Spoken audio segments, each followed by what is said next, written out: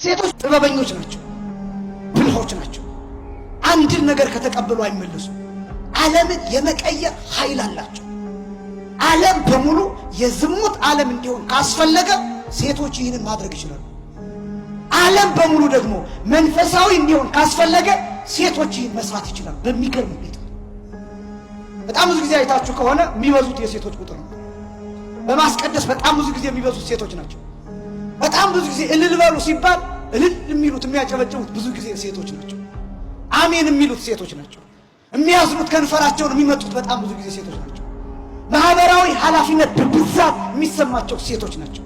የወንዱን ዝርክርክነት በብዛት የሚሞሉት ሴቶች ናቸው። ቤተ ክርስቲያን በሴት ተመስላ ትነገራለች። የምትረዳው ያስፈልግ ዝርክርክ ነው ወንድ በጠባዩ እንደዚህ ለመሳደብ ፈልጌ አይደለም። ያን የምትሞላው ሴት ነው። ስለዚህ ዓለም ሴትን መጠቀም ይፈልጋል። ለማርኬቲንግ ፕሮሞሽን ሴቶችን ይጠቀማሉ። ንግድን ለማስተዋወቅ በብዛት ሴቶች ናቸው። ፋብሪካን ለማስተዋወቅ በብዛት ሴቶች ናቸው። ዓለምን መቀየር የሚችሉባቸው ጥበቦች አሉ።